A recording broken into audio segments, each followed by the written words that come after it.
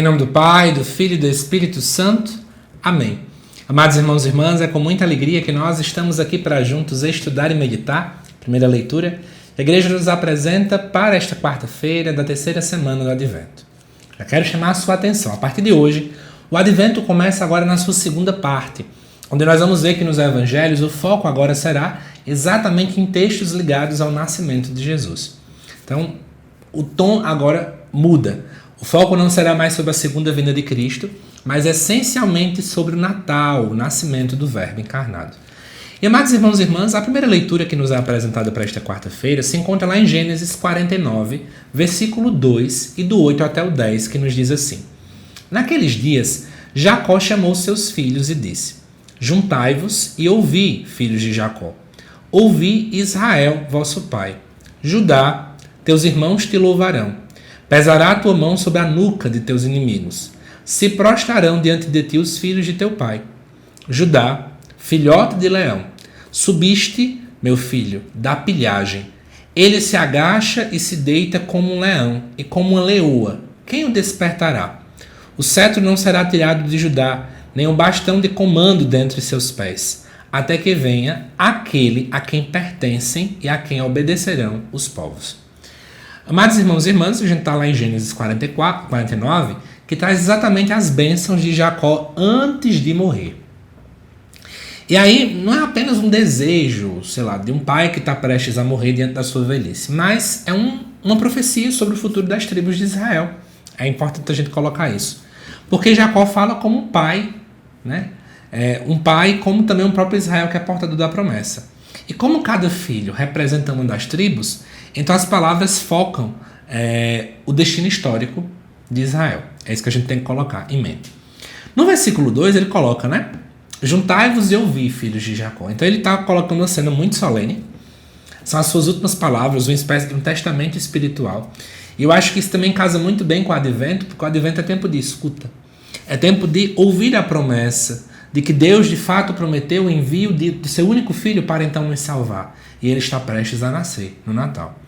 E aí no versículo 8, ele vai dizer, Judá, teus irmãos te louvarão. Para quem não sabe, o nome Judá significa louvar. Então, na verdade, Judá simboliza aqui, se torna o centro da liderança entre todas as tribos. Até o próprio texto vai dizer: pesará tua mão sobre a nuca de teus inimigos. É uma imagem de vitória. Ou seja, existirá uma tribo que vai superar as forças contrárias e que vai acabar vencendo. Não é à toa que no versículo 9 vai dizer que a tribo de Judá seria então filhote de leão. E o que simboliza o leão? O leão é o rei dos animais, então ele tem realeza, tem uma grande autoridade e também tem muita força. E aqui diz o texto que ele se agacha e se deita como um leão. A ideia é que mostra que o foco não é a violência. Veja que os elementos são elementos bem simples, mas é um domínio seguro. Por quê? Eu tenho tanta confiança no meu poder, na minha realeza, na minha força, que eu não preciso ficar provando o meu poder o tempo todo, não. Eu tenho ciência. E aí vem a característica de quem confia de fato em Deus. Eu não preciso ficar mostrando como 1 mais 1 é igual a 2 para todo mundo sempre que Deus está comigo. Eu já sei que Ele está comigo. Eu já confio. Eu sei que eu coloquei nele a minha esperança.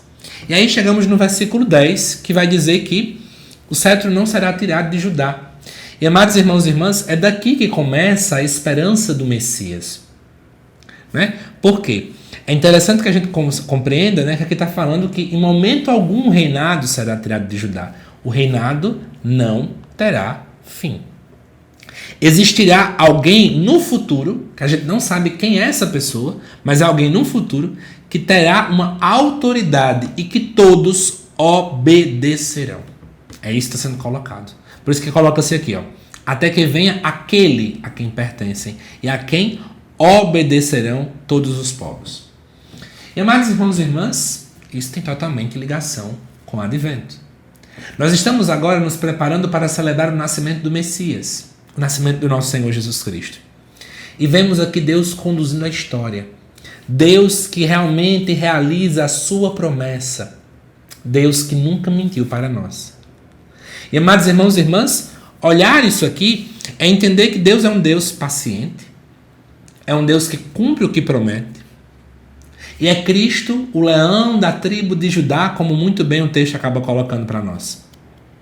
Né? É interessante percebermos, por exemplo, que essa semana tudo está sendo nessa dinâmica. Né? Na segunda-feira a estrela anunciava, né, o rei. Na terça-feira o povo humilde, o resto de Israel acolhe. E hoje, nessa quarta, a gente vai ver de que linhagem ele vem. Mas ele vem simples em uma manjedoura. Porque não precisa ficar provando nada para o mundo. O nosso Deus já é Deus, ponto final. Ele não precisa ficar provando nada. E eu acho que olhar para esse texto, né, nos leva a algumas reflexões nesta quarta-feira. A primeira coisa, versículo 2.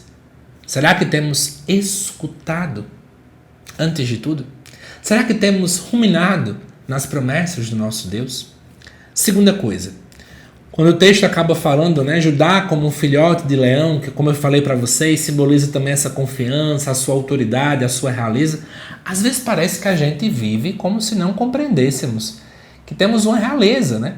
O Vaticano II já deixa isso muito claro para nós. Pelo batismo somos profetas, sacerdotes, mas também somos reis. Temos uma realeza porque somos filhos de Deus. A gente não pode viver e andar neste mundo como se fosse qualquer coisa, como se fôssemos qualquer pessoa. Nós temos uma característica própria, temos um chamado próprio. Deus nos convoca a sermos pessoas muito específicas. A gente não pode viver de qualquer jeito. E acima de tudo, né? A própria palavra nos vai indicar isso. Nós somos templos vivos do Espírito Santo. Será que temos vivido como autênticas pessoas que entendem isso? A nossa confiança em Deus, ela é viva e ela é real? E uma outra coisa que eu acho que, para finalizar, a gente deve refletir, a teologia do Antigo Testamento sempre foi muito clara. Deus conduz a história. A história não está largada, não está ao relento, a história não está ao acaso, não é, como diz aquela canção, né? O acaso vai me proteger. Não tem acaso, para nós é o próprio Deus quem nos protege, é o próprio Deus quem nos conduz, é o próprio Deus quem guia-nos. Temos tido essa compreensão latente na nossa vida, de que é Deus quem está conduzindo a minha vida, a minha história? Ou será que parece que eu tenho esquecido disso? Eu deixo, né, vários pensamentos equivocados surgirem na nossa cabeça. Eu acho que nessa reta final para o Natal, vale muito a pena a gente poder meditar melhor sobre isso. Deus conduz. Tudo esse ano foi conduzido por Deus. Próximo ano Deus vai conduzir mais uma vez.